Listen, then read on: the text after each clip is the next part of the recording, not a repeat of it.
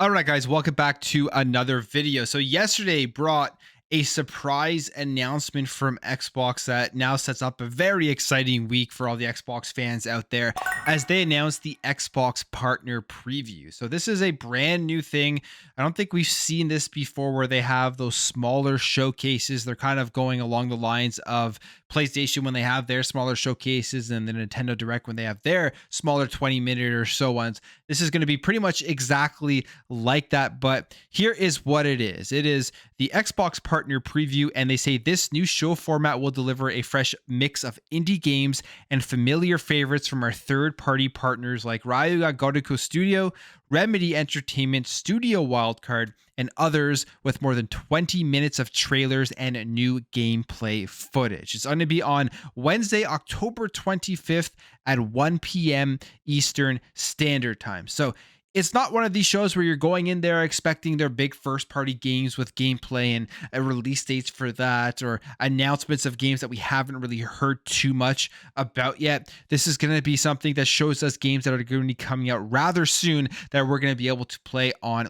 Xbox. Now, there is some interesting stuff here because we do have info on some of the games that we will see, like a Dragon Infinite Wealth, a launch trailer for Alan Wake 2, which that one's kind of curious because that game is going to be coming out 2 days after this showcase. And you have to ask yourself, why are they showing a launch trailer at this brand new Xbox Partner Preview unless maybe there's something up? And I know this is all just speculation, but my fingers are crossed that this is where there's going to be a huge surprise announcement. And this isn't just some sort of marketing deal where what Remedy paid Xbox to be in this show so that people could see the game and they get excited for it and then go out and buy it 2 days later. My fingers are crossed here that maybe we're going to see some sort of Game Pass announcement with Alan Wake 2, and that's why this game is showing up. And I mean, if it doesn't, it's still a game I'm going to be playing because it looks incredible. I enjoyed the first one, but I'm really hoping this is a major surprise that they have at this show. They're also going to be showing off the first gameplay for Ark Survival Ascended, and then a dive into the social world of Dungeons of Hinterberg, and then more stuff that obviously we're going to see when we watch the show. Dungeons of Hinterberg, I'm actually very excited for. It's a game that was shown off at the Xbox showcase earlier this year. So very cool to see. I think this is a great idea here from Xbox.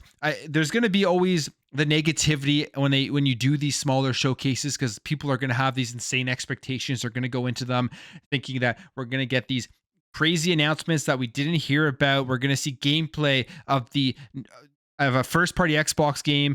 Like maybe people are thinking we're going to see Hellblade 2 or something at the showcase, all that type of stuff that never shows up at these smaller showcases. You see the exact same thing happen when PlayStation has theirs and Nintendo have theirs, when they clearly have come out and said they're only going to be showing things like third party content. People always are expecting first party stuff, but I think this is still overall a very, very good idea to keep the marketing continuously going. Xbox is at a point right now. I mean, they've turned the page. They're going straight up, I think, in my opinion, after this ABK deal, after what we've gotten in 2023 with Starfield and Forza Motorsport and Hi-Fi Rush and just everything else that the ecosystem has provided for us. They're at a point where they've definitely captured mindshare. They've definitely captured people's attention and they can't let that go. They need to stay at the top of mind of gamers. And there isn't a better time to have this, especially after a week where everybody's been talking about Spider-Man 2 and everybody's been talking about Super Mario Wonder. Here's Xbox coming out and doing something that we haven't seen them do in the past, and probably because they didn't have the content to be able to do this. But they're coming out here and saying, don't forget about Xbox.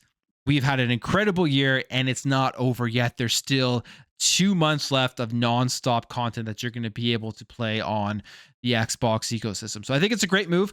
And going into 2024, I hope they do a couple of these during downtimes after maybe a month where a first party game just came out the previous month, but there isn't a big one for the next month. Maybe this is something they throw in there to remind people of some other games that you're still going to be able to play and how there's still a ton of content coming up. So I'm excited for this. Again, that's going to be on Wednesday at 1 p.m. Eastern Standard Time, 20 minutes, and we'll see some great games that they're going to be showing off. Now, when it comes to Xbox's first party games, one of their biggest releases this generation has been Forza Horizon 5, and they've hit another milestone number here where they have over 34 million players since its initial launch, which I think is just insane how many people are actually playing this game or have played this game and are continuously playing this game 2 years down the line and probably will be playing this all the way up until Forza Horizon 6 gets released. So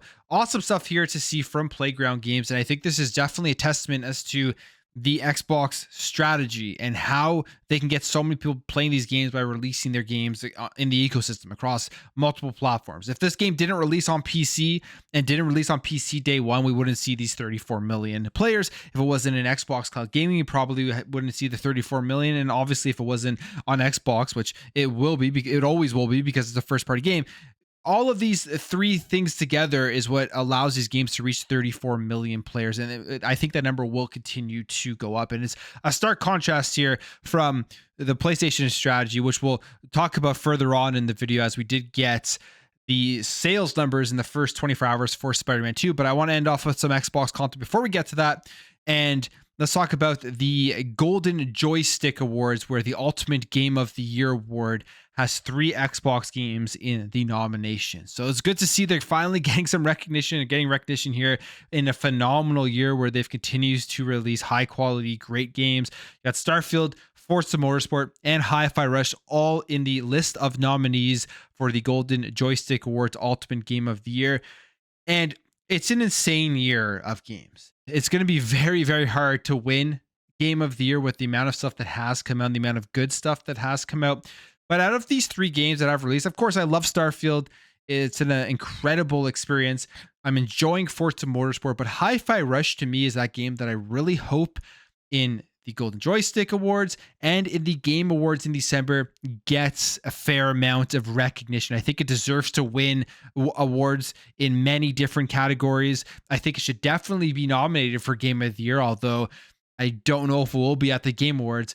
But I really hope it does win something and gets recognition, because it is a game that shadow dropped. Nobody saw coming. It's a unique game with the combat, the music, the characters, the graphics, all of these things that you love to see from new IPs in the gaming industry. And if it doesn't get recognition, I think it'll be an absolute shame. So hopefully Hi-Fi Rush gets all the awards it deserves, and hopefully people don't forget about it, because it did release at the beginning of the year. And I feel like when it comes to these awards showcases, there's a lot of recency effect that does go on, where there are games that just came out that everybody is talking about and they vote for it and they forget about the stuff that released early on in the years. But good to see Xbox here with 3 nominations for the Ultimate Game of the Year award. And if you think about going forward into 2024 and beyond, with the amount of first party studios that they do have with Activision Blizzard coming in, probably expect to see Xbox games showing up in many more award categories consistently now going forward.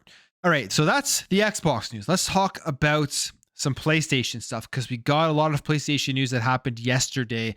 And let's start off here with Spider-Man 2. So PlayStation put out this announcement. They say, great news, Spidey fans. Marvel's Spider-Man 2 PS5 has sold more than 2.5 million copies in the first 24 hours.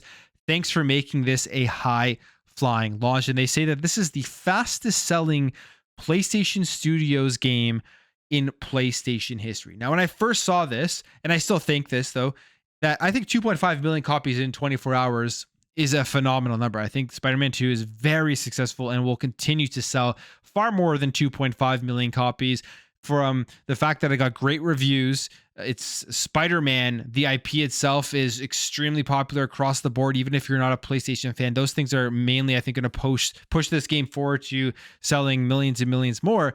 But 2.5 million in 24 hours being touted as the fastest selling PlayStation Studios game is an interesting claim to be made. As we see this here from Steven Totilo saying, it's impressive. Spider-Man 2 sold 2.5 million copies in 1 day. Sony's fastest selling could be, but the standard changes. So they've done this with multiple of their first party games, where they change how they measure what is their fastest selling game. You have examples here. Spider-Man, the first one, sold 3.3 million in 3 days. So they use the 3-day measure. Last of Us Part 2 sold 4 million in 3 days. Again, the 3-day measure. And then God of War Ragnarok sold 5.1 million in 5 days. So is it the fastest selling? I guess we will see in 3 days if it's sold more than 4 million. And then we will see if it's more than 5.1 million in 5 days. Maybe just over the first 24-hour period, it has sold more than any other game, but will it be able to keep up that trajectory?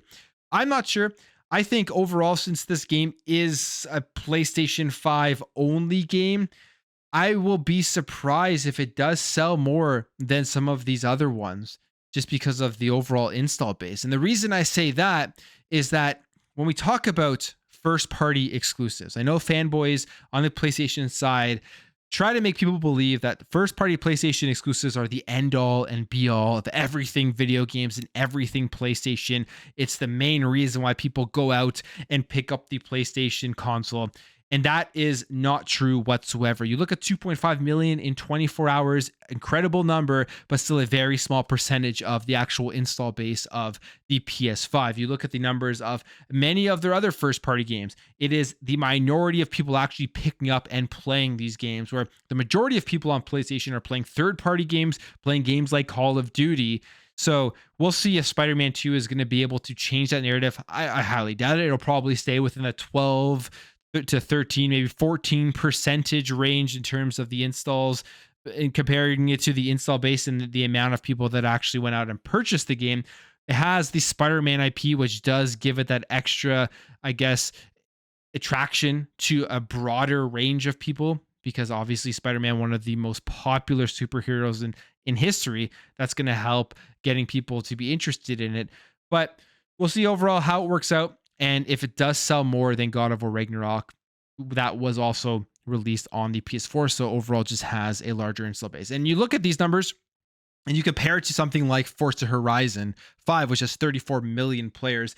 And when you're looking at the two different strategies, I think it's pretty apparent that that strategy of that Xbox has is the stronger strategy here to get more people playing their games and to be more successful in the long run. And PlayStation is clearly making moves to be more like Xbox, with them expanding out on their PC, expanding out in their mobile, diving more into the cloud streaming and trying to get a service that will be able to eventually compete with Xbox cloud gaming. With how expensive it is to make these games, even 2.5 million in one day may not be something that cuts it for these studios going forward in order to get a sufficient return on investment. And we kind of see some fallout from PlayStation, even just right after they released such a successful launch with Spider-Man 2. It started last night or 2 nights ago. David Jaffe put out some tweets here about some major PlayStation news that was going to be happening yesterday, and nobody really knew what it was. However, it hasn't, I don't think, been confirmed by the media yet, but I mean, essentially we can say that this is going to happen and eventually will be confirmed. And David Jaffe posted this: sad, frustrating, potentially super disrespectful news dropping tomorrow about PlayStation if my sources are correct. I talk around it in this members only video, but in less than 24 hours, I'm sure the journalists will get hold of it and tell the tale. It's not a lock, but these two sources both work at PlayStation, have never once been wrong in sharing what they are. If it's true, man, let's just say, no matter what you do, never ever buy the idea that your work is your family and the company is your life. And if true, I don't have the details as of why, but I can imagine the Sony we all came up with is mostly dead. Doesn't mean the new Sony is bad at all. Loving Spider 2, but it just means, yeah, sad times. And what he is referring to is Connie Booth has reportedly left Sony, and we have no idea any more details on that. But this is the information that we do have, as David Jaffe actually did put it out there publicly, that Connie Booth being one of the main reasons that people love PlayStation, because we take a look at her work. And I have to say, looking at this list of games that she has worked on, it really does make me reminisce on the older PlayStation back in the day when they had more IPs and they didn't just focus on solely the third person action, narrative, cinematic style of games. They just had such a great variety of games. It just really isn't there anymore. Look at games like Infamous and SOCOM and Sly Cooper, the Resistance, like so many great games that they had in their catalog that we just haven't seen in forever. And she was a credit on a ton of these games and major roles like vice president of product development, head of internal production, again, vice president of production development, senior director of the product development studio for games like Sly Cooper, Resistance, even Spider-Man, and most recently and stuff. So she apparently is leaving. I mean, we don't really have any more details other than that, but this comes via David Jaffe, who is saying that she is being axed, or the axe is falling, which you would assume means she may have been let go. She may have been fired because PlayStation may not be performing up to the standards that they need them to perform in terms of a ROI investment, our return on investment metric. That would be the main reason why probably these people get let go. And I mean, Jim Ryan left, retired. Who knows if that's actually the truth or not? Maybe he just left as well, was pushed out the door because they wasn't going in the direction they needed to go. And maybe this is now a turning point for PlayStation, where either they're going to go back and try to get more variety in their games, or they're going to do a complete shift. What I think is probably going to happen, we're kind of seeing the writing on the wall here, is they're going to be trying to become a media company, or be branded more as a media thing than just a gaming brand, with their movies and their TV shows and their video games, and putting that all together, releasing their movies and TV shows in the subscription service would probably help them as well. All of those things I think PlayStation is going to try to do going forward. But this could be signifying a major change coming forward for PlayStation, as they still are looking for their new head of SIE with Jim Ryan gone, and currently Hideroki Totoki filling in the gap, but they will obviously be hiring somebody new in the future. So interesting there. A lot of people thought the news was going to be different than this, maybe something much bigger, but of course it was something to do with an executive and employee leaving, and that's always something that will change the actual face and the actual internal development of what's going on there at PlayStation Studios, especially since she's had a huge role in so many games going forward. Finally, let's end up here talking about Spider-Man 2, because we've heard the bugs debate. I mean, we talked about it in my video yesterday as well. I think it's absurd that people believe that all of the bugs out there, majority of the bugs people are seeing on social media, are forced bugs. Of course, they're not forced bugs. There are bugs in almost every game that gets released now in 2023, and Spider-Man 2 is absolutely no different than what we've seen with other games out there. Doesn't mean it's a bad game by any stretch of the imagination, but this one here, I don't know how they made this mistake, but they did, and they are going to be fixing it. They accidentally used the Cuban flag for both Miles and his mother Rio in their home because they're Puerto Rican. They mix up the Cuban flag with the Puerto Rican flag, and a lot of people caught this. A lot of people laughed about it. We have some tweets here saying, looks like Insomniac mistakenly have the Cuban flag instead of the Puerto Rican flag in Spider-Man 2. Here's a picture of Miles Morales walking inside his apartment. I hope Insomniac Games can fix this soon. The odd thing, later in the game, you can unlock his suit that has the Puerto Rican flag. You have Sony, PlayStation, Insomniac Games. Hello, Insomniacs. You did an amazing job in Miles representing the Puerto Rican culture. In Spider-Man 2, you've replaced the Puerto Rican flag with the Cuban. We would love for the flag to be updated to accurately represent Puerto Rico. Loving Spider-Man 2, but I think y'all got some flags mixed up. We have, did you notice that in Spider-Man 2, they messed up the flag in the house and put the Cuban flag instead of the Puerto Rican flag? And it goes on and on and on. Everybody noticed this. Obviously, this was just a mistake. Whoever was looking at this, and somehow this got through QA. Nobody noticed that this was the wrong flag, but a crazy, funny, hilarious mistake to make, as one of the main things for this game is obviously representing to Puerto Rican culture with Miles Morales with a Cuban flag. But they're going to fix it. But I just want to talk about that because it was pretty funny. But I'm going to end the video there, guys. If you did enjoy this video, hit that thumbs up. If you are new here, hit that subscribe, and I will catch you guys in the next video.